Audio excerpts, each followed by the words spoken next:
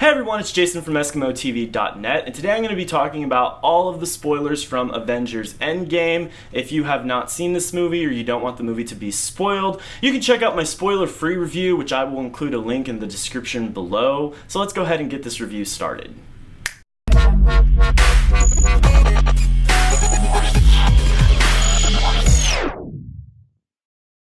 Avengers Endgame. As you may have already heard in my spoiler-free review, I really dug the beginning of this movie. It has a lot of things happen really fast, and it answers a lot of questions that we've been wondering. There's already a really good scene that just starts the whole movie, and that is Hawkeye is just hanging out with his family. He's teaching his daughter archery, and out of nowhere, they just start to disappear. And we know why, but he's completely confused as to what is going on. He's running and freaking out. And that was really sad to see, and it really meant something because we know who this character is, and it really set the tone for the beginning of this movie just to remind us about the events of Infinity War. So the movie starts off pre-snap and just we see the effects of this on Hawkeye and his family.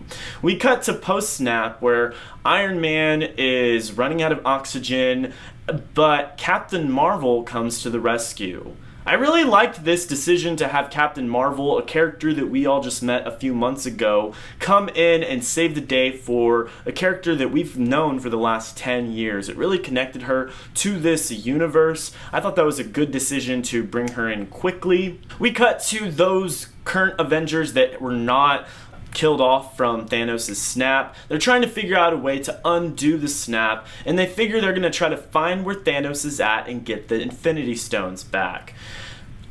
What I said in my spoiler-free review is that there was something that happens at the very beginning of the movie that surprised me, and that something was finding Thanos so fast. And they actually kill him within maybe the first 15-20 minutes of the movie. I was shocked. This is the big bad wolf from the Infinity War film where I thought, this is one of the most intimidating villains ever.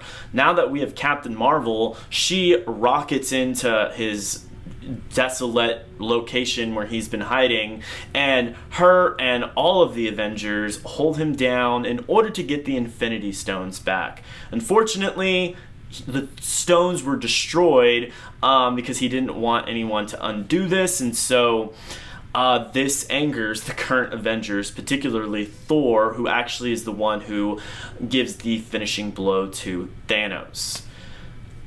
That was a crazy intro because so much happens. Hawkeye was sad. Iron Man, it was cool to see him, get rescued by Captain Marvel. And then we have Thanos. All of that within the first 20 minutes I thought was very satisfying. And now we have a problem. The Infinity Stones are gone. What are we going to do? This setup caused some legitimate suspense and wonder, and you're thinking a couple of different things can happen, and I really enjoyed that about this setup. And then the film very surprisingly cuts to 5 years later, and so it's like, whoa, people have been living post-snap for 5 years with half of the population wiped out.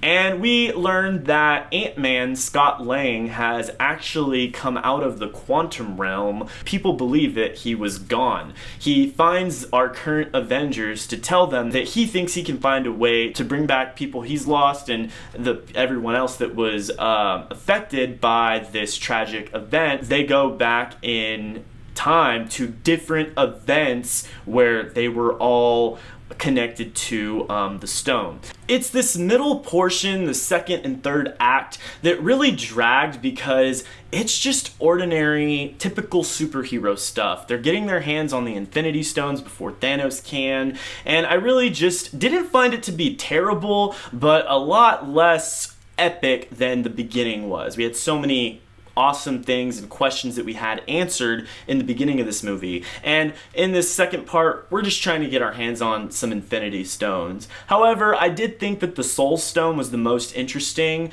As you all know, the Soul Stone, in order to get your hands on it, you have to give up the thing you love the most. And here we have Hawkeye and Black Widow going to get their hands on this stone before Thanos can, and when they realize how this stone works, they get in an altercation about who's going to sacrifice who. They want to do this so that way they can bring back half the population. They think it's a sacrifice worth making.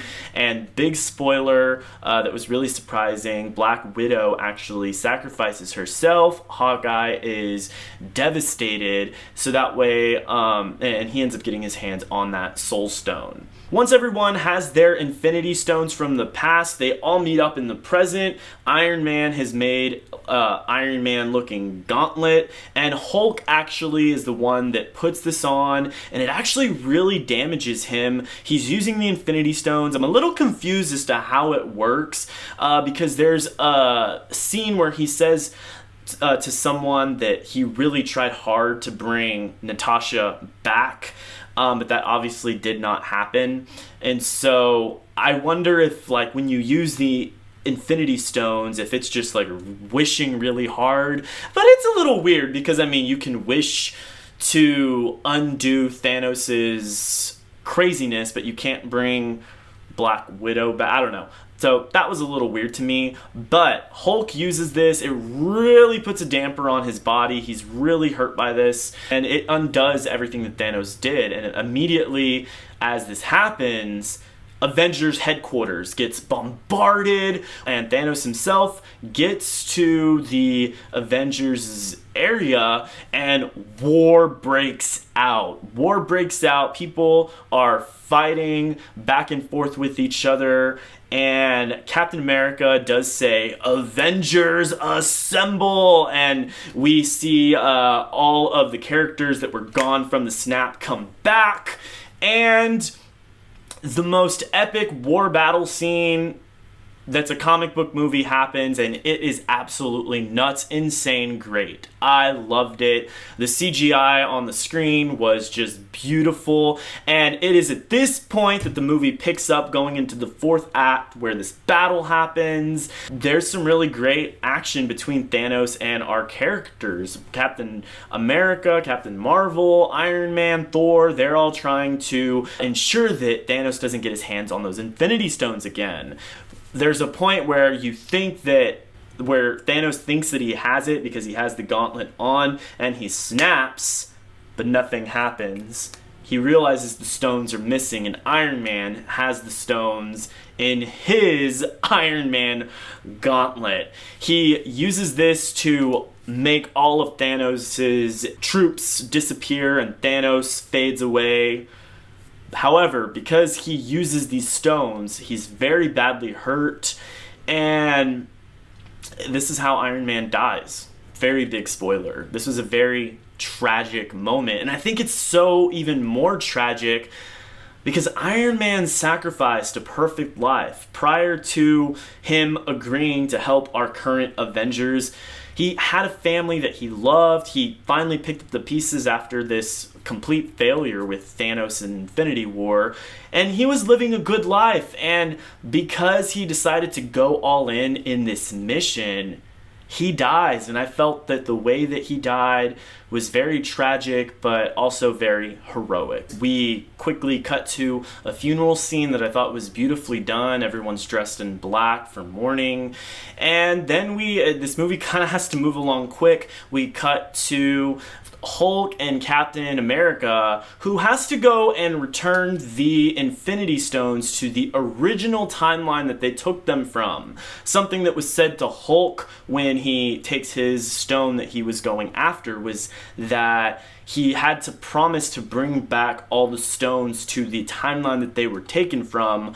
Otherwise, war and havoc could break out in that timeline. Captain America tells Hulk that he is gonna just be gone for just a few moments. Falcon and Bucky realize that there's an old man sitting close by when this happens, and that man is Captain America, except he's really old. He has a wedding ring on, and he gives Falcon his shield. I don't know how I felt about that, because I mean, it kind of works, but I guess he's setting himself up as the new leader.